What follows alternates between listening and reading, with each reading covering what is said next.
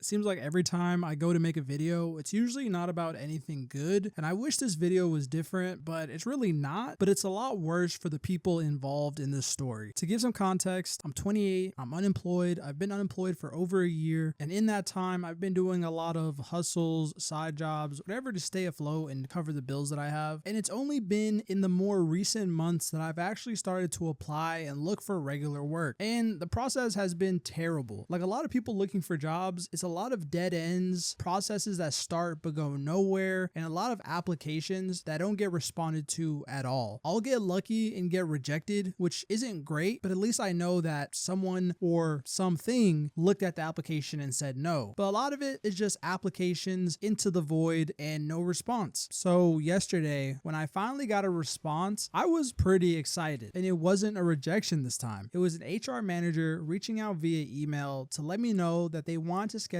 a phone interview. First off, I kind of hate how jobs have 7 different processes before you actually get hired on, but I'll get into that later. But the recruiter reached out and said, hey, I have some time in the middle of my lunch break, and I was wondering if you'd be up for a call around 2 p.m. Me being the unemployed person that I am, I responded almost instantly saying, yes, I have availability all day, and I gave them my number. Some people say you don't want to look desperate, let it sit, but no, I want money as soon as possible. I mean, what other reason am I looking for the job if not money? Probably the most humiliating part about this is I need the money, and there's all these hoops and games to jump through just to land a job. Like, it's crazy. But I tell her that I'm available at 2, and then I just kind of wait for her to call. 2 o'clock rolls around. She ends up calling around 2:15, and she's asking me the standard questions. You know, are you a citizen? Are you a veteran? When is your availability? If we hire you, when would you be able to start? I'm giving them my routine answers. I'm trying to talk it up, make myself sound like the best employee they could have, you know, showing more care than I actually have for this interview process. But the conversation is going pretty well. We're connecting on a lot of bases. That's my corporate side right there. She starts to tell me more about what the role would ask for. And to give some clarity, I was applying for a tier 2 help desk role. And I guess tier 2, depending on which company you go to, if they have a tier 3, a lot of the companies in my area don't usually have tier 3 positions available. At that point, you would probably be like a software dev or one of the higher up security guys. But tier 2 is like intermediate help desk. So you're helping the tier 1 guys, you're doing more caseloads, you're kind of more in the mix of things. And I knew that prior to applying, but you go through the whole spiel where they tell you about the job, the company culture, what they expect for you, you know, literally all the nonsense. And we're on the phone call for about 10 minutes. At one point, we weren't even talking about the job. She was just kind of telling me about the company culture and the fun things that they do there, kind of trying to sell me on the position. And I'm not gonna lie, she did. It's one of the more relaxed job places. So they have like a cafe on campus. They have a lot of activities, a gym, and she was telling me all the benefits, and I was pretty much sold. You know, it's good to get a paycheck, but it's great to get a paycheck and benefits. And after like 15 to 20 minutes on this phone call, she tells me, hey, I really like the conversation we had today. You seem very focused, and I'm gonna follow up and try to schedule an in-person interview. This was great to hear because thus far I've had only one other in-person interview, and it didn't even go well because the person that was supposed to interview me didn't even show up. I ended up doing an interview with a random HR lady in the company that didn't even know what position I was being hired for. And then on the rejection email from that interview, it said that I wasn't hired for the position that I didn't even apply for. So I tried to follow up, but once they say you don't have a job, you kind of look like a clown trying to ask why you didn't get the job. So I knew it was basically dead in the water after they said I didn't get it. So to get an interview, especially after such a good interview on the phone, was a pretty huge relief. Some people have trouble interviewing for jobs, but I don't really think that I'm one of those people. I'm not super social like outside of work, but I've kind of learned that you kind of got to kiss a lot of ass to get jobs. So my corporate attitude is pretty good, and I know how to sell myself, as lame as that sounds. Shout out to my business language teacher in high school. But after we get off the phone, I mean, I'm waiting for the email that's going to follow up and tell me when my appointment for the interview is, and just trying to get some hard details on, you know, the next step. And I kid you not, the next thing that happens reminds me that even though the job market sucks for me, it's not that much better for people who have jobs because there's no security in jobs. I told you about how my boss from my previous job got laid off and called me looking for a job, but I've never had this happen before where the HR manager that interviewed me sent me a layoff notice that was meant for a current employee at the company I interviewed at. I wish I was kidding, but I couldn't believe what I was seeing, and I kind of understand how she got it confused. I guess she was maybe busy and just put the first letter of the employee that was supposed to get laid off's name and then sent the email. I mean, the employee's name, I don't think he's gonna watch this video, but the first name was Henry, and my name is very similar to that, but it is not Henry. And I get the email and I'm so confused because it says Dear Henry, and then it goes into depth that his whole department is basically getting laid off. They are dissolving his part of the company, and it wasn't any more comforting to know that it was an IT adjacent part of the company. I applied for help desk, and I think this guy's position was like some sort of field technician, and I'm sitting there just kind of sad because while I know it's not meant for me and it was just a hiccup on her part, I'm trying to get a job at a company that's basically kicking people out. Like, it's a weird dichotomy. And the reason they were firing all these people, I mean, he was one, I don't know how big his team was, but I think the reason they were letting go of all these field technicians is because they were going to outsource their field technician work to a different company that was going to do it for cheaper. But they would never say that. The email had the regular corporate nonsense that you hear with everything. Oh, we've decided to part ways. We hope there's no hard feelings. We hope you excel in your next career, and all the things to cushion a blow that feels like you're getting kicked in the nuts. Immediately after she sent that email, well, not like immediately, it was probably 2 hours after, she realized that she sent that email to me and not Henry. And she called me back apologizing, saying, hey, I'm sorry, we got the emails mixed up. That was not intended for you. You know, very sorry about the mix up. And I'm on the phone with her telling her it's no problem. Don't worry about it. I realized that it said a different name and I kind of just ignored it. And the phone call ends, but I'm kind of sat there thinking, I doubt she's going to call the employee that she laid off and give him that amount of courtesy. I mean, it's like, imagine you had a girlfriend who wanted to break up with you and she just sent you a text. You've been dating her for a couple of years, and then one day out of the blue, she just says, yeah, so I'm deciding to move on. But apparently it's okay if a company that you gave all your time and energy towards decides that, yeah, we're just going to lay you off. Especially in a job market like this, I feel like getting laid off just because they're going to outsource to a cheaper technician company is such an insult to injury. You're not laying the person off because he's too expensive. It's just because there's someone who's willing to do it for even cheaper that you can contract. But I guess the more humiliating alternative would be to offer him less pay for the same work, which I don't think anybody should agree to or would agree to. In the email, it said that bro had like 2 weeks to stay at the company before they let him go to look for another job. Like 2 weeks is really any real amount of time. And why would you want to stay at a job for 2 extra weeks when you know they're going to kick you out? Maybe that's just my entitlement showing, but I've never been laid off. And if I was laid off, you probably wouldn't want me to come back to the office again because I'm not going to do any of the work you asked me to. I mean, you already laid me off. You already spit in my face. Why would I do work until you kick me out officially? And usually when they tell you to come back, I don't know, I've heard the horror stories of people getting laid off, and before they officially get their layoff notice and like, you know, get kicked out the door, they have to train their replacements. Oh no, if I'm training my replacement, like I trained my replacement on my last job before I left, I, like an idiot, gave them my 2 weeks notice, which is best business practice. Like you should do that, but it is the most, now that I think about it, it is like the lamest thing to do. Why do I have to tell you when I'm gonna leave, but you don't have to give me any heads up of when you're gonna kick me out? Apparently that's really foreign to Europeans and other countries. Like they're not allowed to do that in Europe. But yeah, in America, they can just kick you out for any reason. You know, I live in Georgia, so it's an at-will state. So yeah, at their will, they can just kick you out. But if I ever got laid off and they made me train my replacement before I left, yeah, no, I'm not teaching him anything. I'm actually going to teach him everything that he shouldn't do and pass it off as the best practices and give him essentially every nuclear code I can to disrupt operation. I don't think I'll ever fully grasp the American job market because while we talk about AI data centers and everything else being dystopian, there is nothing more dystopian than being an employee in America. From the trade versus college debate to the entrepreneur versus a 9-to-5 worker, the real question out of all these debates is really how much humiliation are you willing to tolerate to maintain a job? Because education, I mean, if you get the right degree, will put you in a position to not have to deal with a lot of it. But you have a lot of people telling younger people to avoid getting degrees and just take the immediate work option. And as someone someone who did take the immediate work option, I don't really understand what the hype is. I understand you save on college debt and student loans. Like, thank God I don't have student loans, especially with the repayment plan updates they're trying to do. But at the same time, I always wonder, like, would that degree have helped me in a way? And I hear from a lot of people who do have degrees that it did not help them at all and that they're struggling. But I also have some real close people in my life, like my cousins and a lot of friends. I say a lot of friends. I don't have a lot of friends. People that I know in my life outside of like family who do have college degrees, and it has benefited them really greatly. Like, they'll lose jobs and it takes them a while to find jobs, but they'll be able to find work from home jobs. And in my position, I feel like, I don't